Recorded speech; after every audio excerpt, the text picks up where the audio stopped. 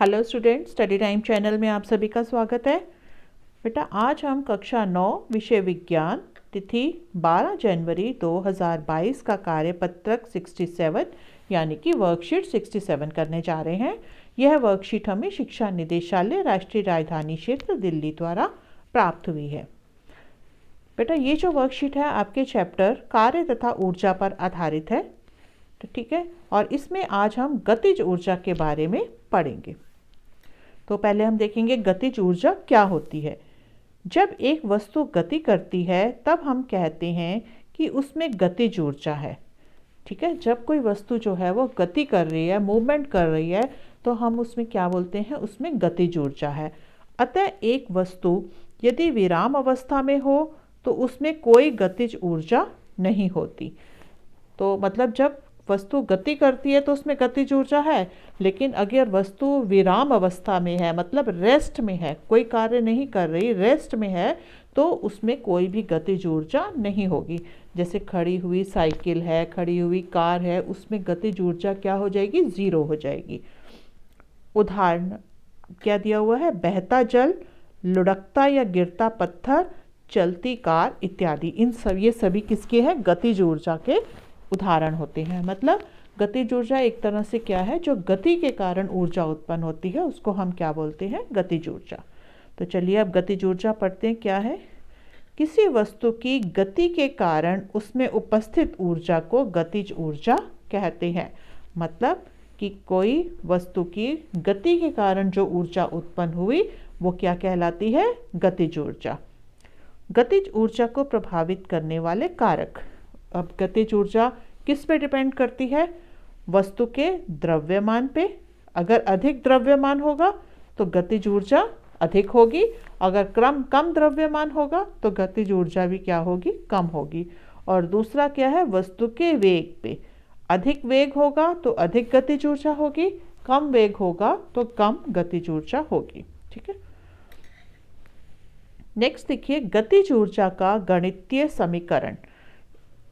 माना एक वस्तु जिसका द्रव्यमान m है और u वेग से गति कर रही है। तो हमने एक वस्तु को लिया जिसका द्रव्यमान कितना है, m है, और उसका वेग कितना है, u है। ठीक है, एक बल F उस पर कार्य करके a त्वरण से उसके वेग को v और s दूरी तक विस्थापित कर देता है।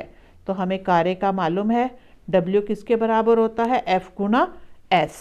ठीक है, और जो गति का दूसरा नियम है उसमें हमने ये भी पढ़ा है कि F जो है वो किसके बराबर होता है, ma के बराबर। तो ये F की जगह हमने यहाँ पे क्या लिख दिया, ma। तो W किसके बराबर हो गया, ma गुना s। ठीक है, अब गति के तीसरे नियम में हमने ये भी पढ़ा हुआ है, v square minus u square बराबर 2as। तो अगर हम s को इधर रख दें तो क्या आ जाएगा, इन दोनों को हम यहाँ पे नीचे ले आए तो क्या अब s किसके बराबर हो जाएगा, v square minus u square बटा 2a। ये आ गया यहाँ पे आपके पास। ठीक है, तो अब यहाँ पे इस समीकरण में s की जगह हम ये वाली वैल्यू रखेंगे। ठीक है, s की जगह हम ये लिख देंगे। तो w ये आ गया, w ma आ गया, s की जगह हमने ये वाला लिख देना है, क्या, v square minus u square बटा 2a। ठीक है, ये वाला a इस a से कट जाएगा, ये हाफ इधर आ जाएगा, 1/2m बन जाएगा ये, और ब्रैकेट में क्या आ जाएगा, v square minus u square. ठीक है, तो ये हमारे पास एक फॉर्मूला आ गया, w बराबर 1/2m v square minus u square. यदि वस्तु आरंभ में विराम अवस्था में है तो जो u क्या था, आरंभ वाला वेग, v क्या है, अंतिम वेग। तो जब आरंभ में मतलब शुरू में वस्तु विराम अवस्था में थी तो u क्या हो जाएगा हमारे पास, 0। तो यहाँ पे जब u 0 हो जाएगा तो ये क्या बन जाएगा, half mv v square minus 0। तो इसको हम यहाँ पे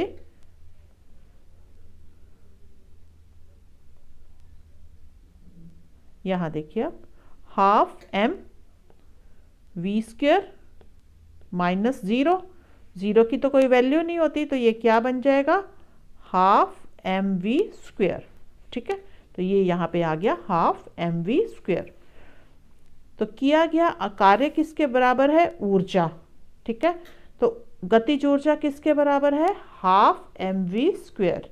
ठीक है, यदि वस्तु विराम अवस्था में है तो u बराबर 0, अतः विराम अवस्था में एक वस्तु की गतिज ऊर्जा 0 होती है। तो जब विराम अवस्था में होती है कोई चीज़ तो उसकी गतिज ऊर्जा क्या होती है, 0 हो जाती है। यहाँ पे एक उदाहरण दिया हुआ है, एक वस्तु जिसका द्रव्यमान 10 kg, द्रव्यमान क्या मतलब, m जो है वो कितना हो गया 10 kg, और 4 मीटर प्रति सेकंड के वेग से चल रही है, तो उसकी वेलोसिटी क्या होगी, v क्या वेग क्या हो गया 4 मीटर प्रति सेकंड। इसकी गतिज ऊर्जा ज्ञात कीजिए जो इसमें गति करते समय है। गतिज ऊर्जा को हम ई के से भी लिख सकते हैं, तो वो कितनी होगी, हाफ एम वी स्क्वेयर होती है। तो m क्या था हमारे पास 10, तो हमने यहाँ 10 लगा दिया। v हमारे पास यहाँ पे था 4, तो हमने 4, इसको सॉल्व करेंगे तो क्या आ जाएगा, 80 जूल आ जाएगा। ठीक है, नेक्स्ट उदाहरण देखिए, एक कार की गति को 30 किलोमीटर प्रति आवर से 60 किलोमीटर प्रति आवर तक ले जाने के लिए आवश्यक बल ज्ञात कीजिए यदि उस कार का द्रव्यमान 1500 किलो है। द्रव्यमान क्या होता है, m कितना हमारे पास यहाँ पे है 1500 kg, हमने यहाँ लिख दिया।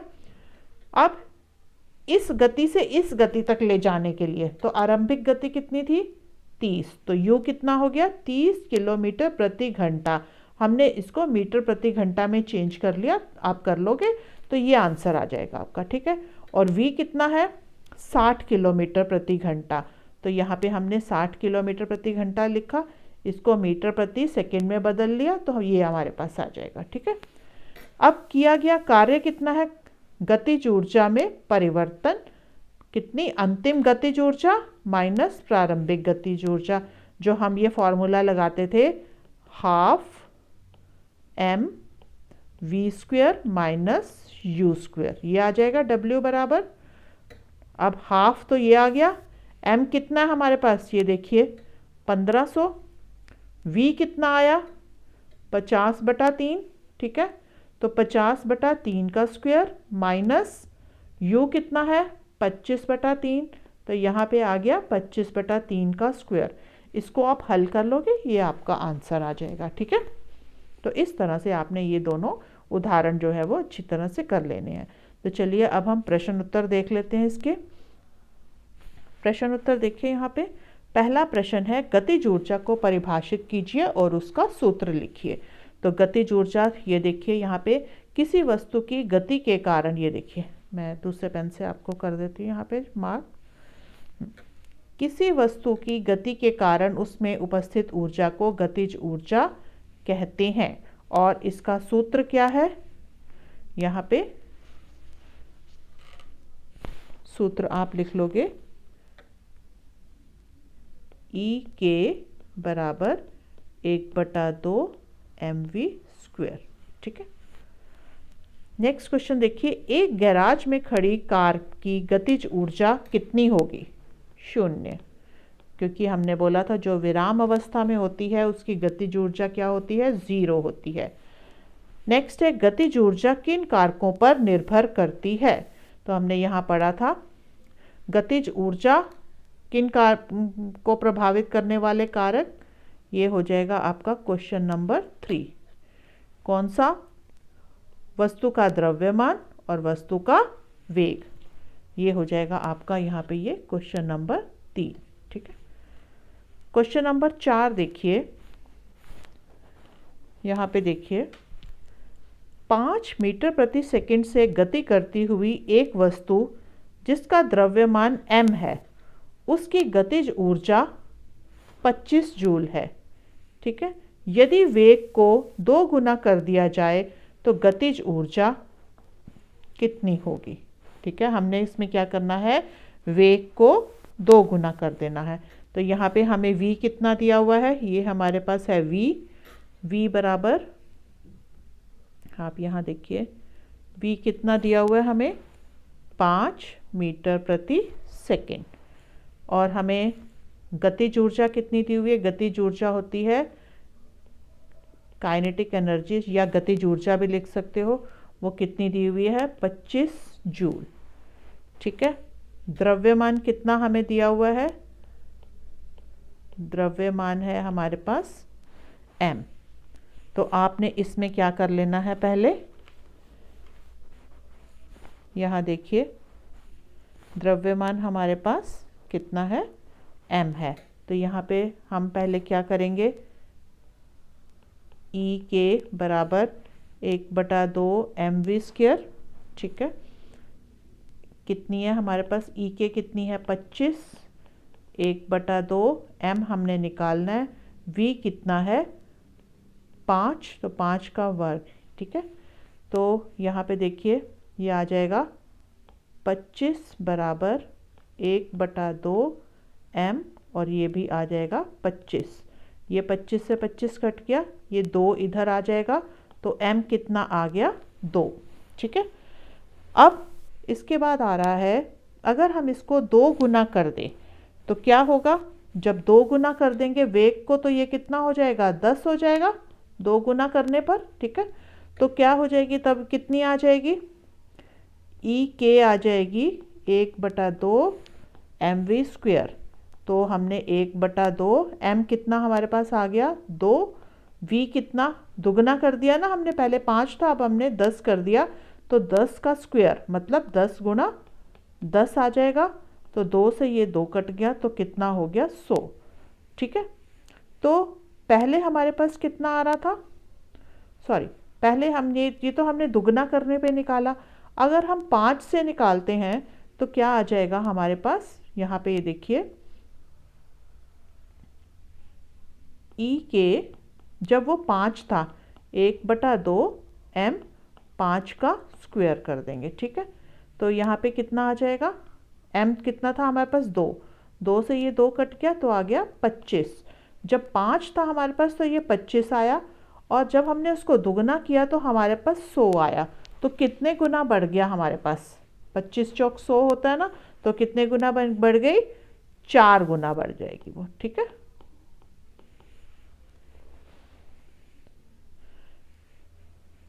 ये वाला क्वेश्चन जो है मैं आपका बेटा डिस्क्रिप्शन बॉक्स में भी सॉल्व कर दूंगी ताकि आपको क्लियर हो जाए वो। ठीक है, तो आप डिस्क्रिप्शन बॉक्स को एक बारी चेक कर लीजिएगा। इसी तरह है, एक बल 20 किलोग्राम द्रव्यमान की एक वस्तु के वेग को 5 सेंटीमीटर से 2 मीटर प्रति सेकंड कर देता है, बल द्वारा किया गया कार्य ज्ञात कीजिए। तो इसमें देखिए यहाँ पे